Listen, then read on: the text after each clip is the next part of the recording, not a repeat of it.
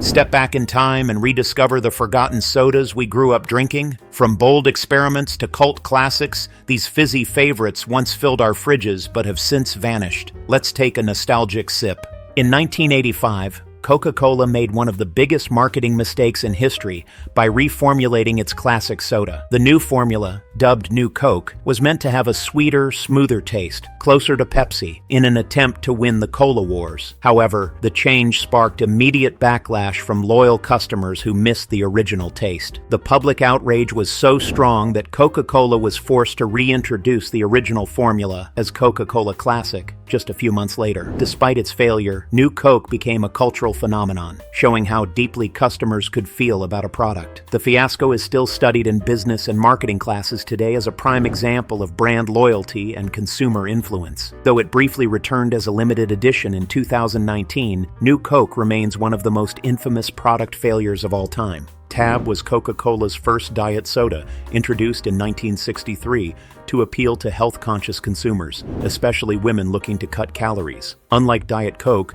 which launched decades later, Tab had a unique, almost bitter taste due to its use of saccharin as a sweetener. Despite its controversial flavor, it gained a loyal following in the 1970s and 80s, becoming one of the most recognizable diet sodas on the market. However, when Diet Coke was introduced in 1982, it quickly overtook Tab in popularity. Over time, Tab's availability became more limited, but it maintained a small cult following. Unfortunately, Coca-Cola officially discontinued Tab in 2020, along with other underperforming products, as part of a corporate streamlining effort. While it's no longer on shelves, many nostalgic fans still wish for its return, remembering it as an iconic piece of diet soda history. Jolt Cola was introduced in 1985 as a high-caffeine alternative to traditional sodas, marketed with the bold slogan, "All the sugar, twice the caffeine." It quickly became a favorite among college students, programmers, and late-night workers who needed an extra energy boost. Unlike other colas, Jolt had a higher caffeine content, making it an early precursor to modern energy drinks. Throughout the 1990s and early 2000s, it maintained a cult following, even expanding into different flavors and energy drink variations. However, as the energy drink market exploded with brands like Red Bull and Monster, Jolt struggled to keep up. In 2009, the company filed for bankruptcy, and the drink largely disappeared from shelves. While there have been occasional revivals, Jolt Cola remains mostly a nostalgic relic of the pre-energy drink era, remembered for its bold branding and high energy appeal. And speaking of bold experiments in soda history, few drinks were as hyped and as quickly abandoned as Crystal Pepsi. In 1996, Coca-Cola launched Surge as its answer to Mountain Dew, aiming for the extreme sports and video gaming crowd. The soda had a neon green color, a citrusy, tangy flavor, and an edgy marketing campaign that featured high-energy stunts and rebellious slogans. While Surge developed a loyal fan base, it never reached the same level of success as Mountain Dew. By 2003, declining sales led to its discontinuation, much to the disappointment of its dedicated followers. However, Surge's cult following never faded. Fans campaigned for its return, launching online petitions and social media movements. Their efforts paid off. Surge made a limited-time comeback in 2014, sold through Amazon and select retailers. While it remains mostly a nostalgic memory, Surge's impact on the 90s soda scene and its dedicated fan base make it one of the most legendary discontinued sodas. Do you think Surge could have been more successful if it launched in today's energy drink market? Pepsi Aspen was a short-lived apple-flavored soda introduced by PepsiCo in the mid-1970s. Unlike most fruit sodas that focused on citrus or berry flavors, Aspen offered a crisp, tart apple taste, making it a unique alternative in the soft drink market. Its bright green packaging and sleek design helped it stand out on store shelves, and Pepsi marketed it as a refreshing and sophisticated soda choice. While Aspen gained a small but dedicated following,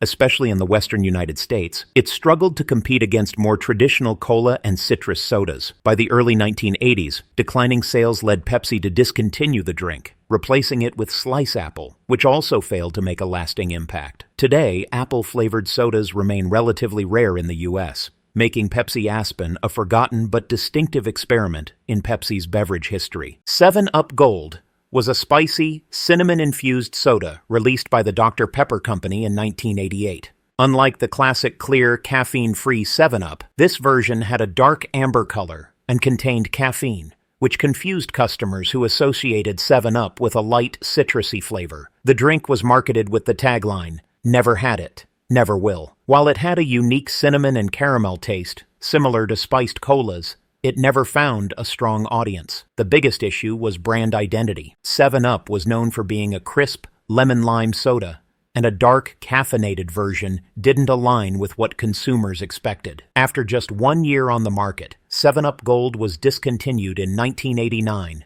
due to poor sales. It remains a fascinating soda experiment that never quite fit in.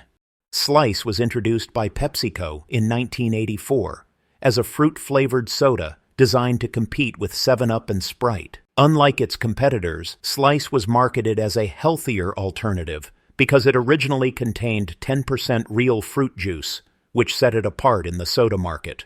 The drink came in multiple flavors, including lemon lime, orange, grape, apple, and cherry cola, appealing to a broad audience. However, as time went on, the juice content was reduced, and the brand lost its unique appeal. By the late 1990s, Slice saw declining sales, and in the early 2000s, Pepsi introduced Sierra Mist as its new flagship lemon-lime soda. By 2006, Slice was officially phased out. Though it disappeared from mainstream shelves, the brand has made minor regional comebacks, but it never regained its original popularity. Today, it remains a nostalgic reminder of Pepsi's attempt to innovate in the fruit soda market. Quirst was a fruit-flavored soda line introduced by 7-Up in the late 1980s, designed to tap into the growing popularity of non-cola soft drinks.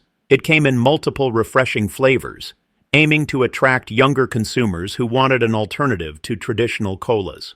With its bright packaging and upbeat marketing, Quirst was positioned as a fun and exciting choice for soda drinkers. However, despite an aggressive advertising campaign, the brand struggled to establish a loyal customer base. Competition from more established fruit sodas like Slice and Fanta made it difficult for Quirst to gain traction, and by the early 1990s, it was quietly discontinued. Though it never achieved widespread success, Quirst remains a symbol of the late 80s and early 90s soda experimentation era, when brands tried bold new flavors to stand out in an increasingly crowded market. Orbitz was a non-carbonated fruit-flavored drink introduced in 1997 by the Clearly Canadian Beverage Corporation.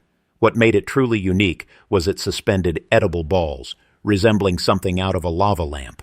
The small, floating gelatin-like spheres gave the drink a futuristic and texturally enhanced experience, setting it apart from traditional sodas. Despite its novelty, Orbitz struggled to find mainstream appeal. Many consumers found the texture off-putting, and the drink's thicker, syrupy consistency was not as refreshing as carbonated sodas. Orbitz came in several brightly colored flavors, but it was more of a curiosity than a go-to beverage. Within a year of its release, sales plummeted, and it was discontinued. While it never became a long-term success, Orbitz remains a nostalgic relic of the 90s, with occasional rumors of a revival due to its cult following among those who fondly remember its unique design. OK Soda was a bold experiment by Coca-Cola in 1993, targeted at Generation X. Instead of relying on traditional branding, OK Soda had a minimalist design, quirky messaging, and anti-marketing approach, featuring phrases like, "Things are going to be okay." The soda itself was a blend of citrus and cola flavors, but it was never the main selling point. The campaign was more focused on its offbeat personality. The cans featured surreal artwork, and Coca-Cola even released limited edition packaging with unique designs. However, the campaign confused consumers rather than attracting them, and the soda itself didn't have a strong enough taste to keep people interested. OK Soda was launched in test markets, but due to poor sales and a lack of a clear audience, it was discontinued within a year. Though short-lived, it remains a fascinating example of how experimental marketing doesn't always translate to commercial success. Nehi soda was first introduced in the 1920s as a fruit-flavored soft drink line under the Nehi Corporation. Unlike the dominant cola sodas of the time, Nehi offered a variety of vibrant flavors, including grape, orange, and peach, setting itself apart in the market. The brand gained widespread recognition in the 1930s and 1940s, even becoming a favorite drink of fictional detective Philip Marlowe in Raymond Chandler's crime novels. Its slogan, "Naturally Better," emphasized its fruity taste, and it quickly became a household name. However, in the 1950s, the company shifted focus to its Royal Crown RC Cola brand, leading to the gradual decline of the Nehi name. While some flavors continued under different branding, the Nehi name was officially retired in the 1990s. While Nehi faded from mainstream popularity, Pepsi took a completely different approach in the early 2000s, launching a soda that was as bold in appearance as it was in flavor, Pepsi Blue. Pepsi Blue was launched in 2002 as a bold attempt to create a berry-flavored soda aimed at younger consumers. It had a bright blue color, a unique berry citrus fusion taste, and was heavily marketed with music sponsorships and celebrity endorsements, including ads featuring Britney Spears and the New York Mets. Despite the aggressive marketing push, the drink failed to resonate with consumers. Many people found its artificial taste too sweet, and some criticized its use of blue number, one food dye which was banned in some countries. Sales quickly declined, and by 2004, Pepsi discontinued the drink. Despite its failure, Pepsi Blue has gained a cult following over the years, leading to limited re-releases in 2021. While it never became a permanent success, it remains one of Pepsi's most memorable experimental sodas and a nostalgic favorite among those who remember its brief time on store shelves. Choc-Ola was a chocolate-flavored soda introduced in the 1950s, offering a unique alternative to traditional soft drinks. Unlike most sodas that relied on fruit or cola flavors, Choc-Ola had a sweet, creamy chocolate taste, giving it a dessert-like appeal. The brand's slogan, "The greatest chocolate drink in the world," emphasized its rich and indulgent flavor. It was particularly popular in the Northeast United States, where it developed a loyal following among those looking for a soda with a twist. However, as chocolate-flavored beverages like Yoo-Hoo gained popularity and consumer preferences shifted toward more mainstream soda flavors, Choc-Ola struggled to maintain sales. By the 1970s, it had all but disappeared from store shelves. Today, chocolate sodas are a rarity, and Choc-Ola remains a forgotten relic of an era when soda companies experimented with bold and unusual flavors. Would a chocolate-flavored soda still have a place in today's market, or was it always destined to be a niche product? Bubble Up was introduced in the 1920s as a lemon-lime soda, making it one of the earliest competitors to later brands like 7-Up and Sprite. The drink's slogan, "A kiss of lemon, a kiss of lime, and it's bubble time," emphasized its light, effervescent taste, which appealed to soda drinkers looking for a refreshing alternative. During the 1940s and 1950s, Bubble Up gained significant popularity, becoming a staple in soda fountains and grocery stores across America. However, as larger brands like 7-Up and Sprite dominated the lemon-lime soda market, Bubble Up's presence began to decline in the 1970s. Despite its fading popularity, it never completely disappeared. Today, Bubble Up is still produced in limited quantities, mostly found in niche markets and specialty soda shops, where nostalgic soda lovers still seek it out. If you think we've covered everything, keep watching. There's still more to come. Rondo was a citrus-flavored soda launched in 1978 by the Coca-Cola Company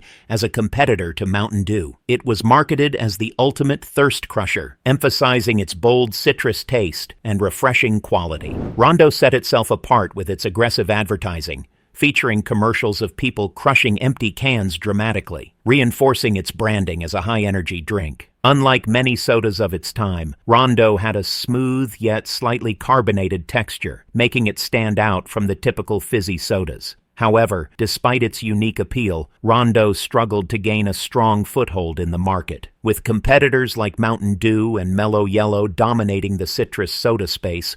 Rondo's sales remained low, leading to its discontinuation by the mid-1980s.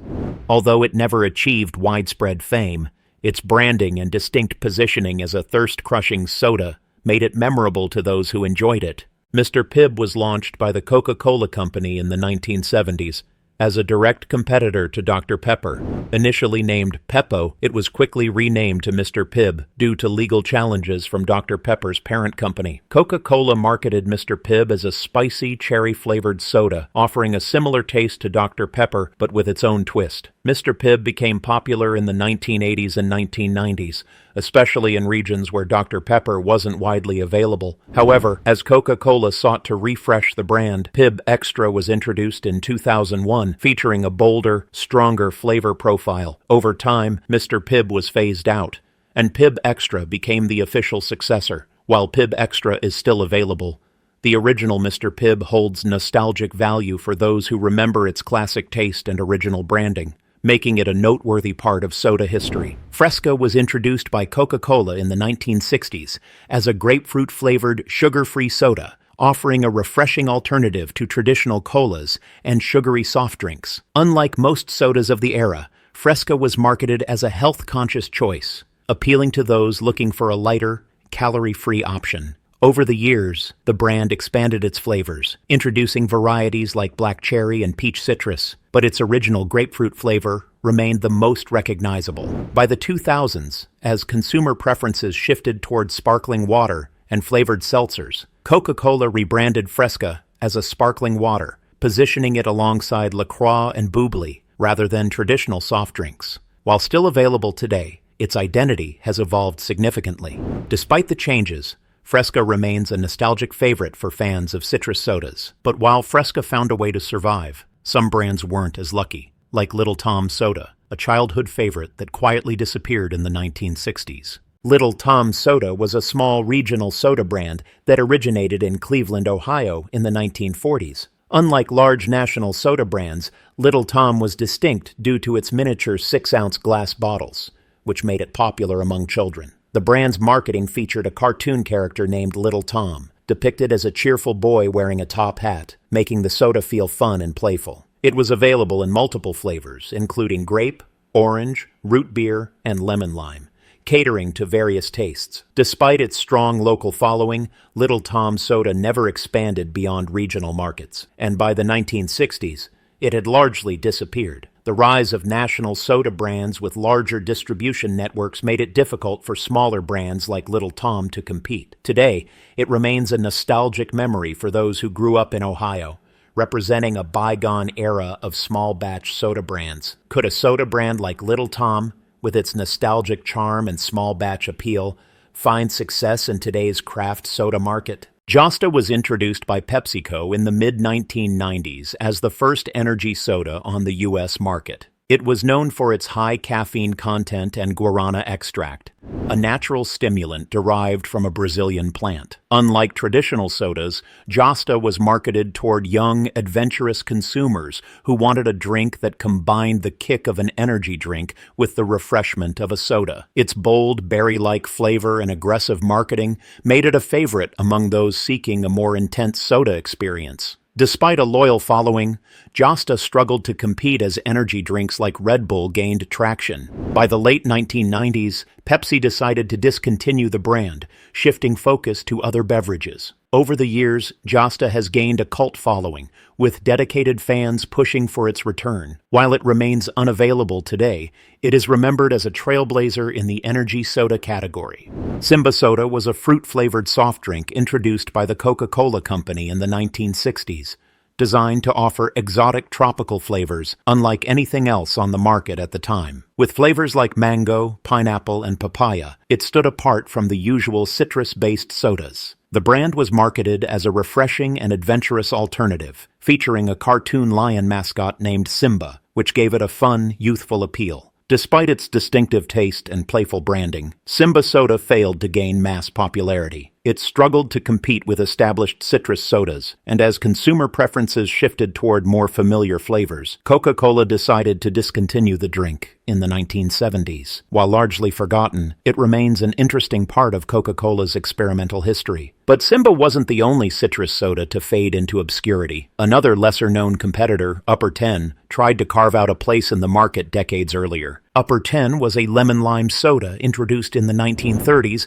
as a premium alternative to other citrus sodas. Marketed as an upper-class beverage, the name Upper 10 was inspired by the wealthiest social class in America, emphasizing its higher quality and refined taste. It was caffeine-free, like 7-Up, and became popular in southern states, where it maintained a loyal following. Upper 10 was initially a strong competitor, known for its smooth, crisp flavor that set it apart from other lemon-lime sodas. However, as 7-Up and Sprite grew in popularity, Upper 10 struggled to keep up. By the 1970s, its distribution began to decline, and eventually, the brand was discontinued. Though it never reached the mass success of its competitors, Upper 10 remains a nostalgic soda for those who remember its distinct branding and refreshing taste. Grapette was a grape-flavored soda introduced in the 1940s, quickly becoming a favorite among consumers who loved its sweet, fruity taste. Packaged in distinctive glass bottles, Grapette stood out on store shelves, competing with other fruit-flavored sodas of the era. The drink gained widespread popularity, especially in the 1950s and 1960s, becoming a go-to choice for grape soda lovers. However, as larger soda brands like Fanta and Nehi expanded their market presence, Grapette began to struggle. By the 1970s, its sales had declined significantly, leading to its eventual disappearance from mainstream stores. Despite being discontinued, Grapette was later revived in a limited capacity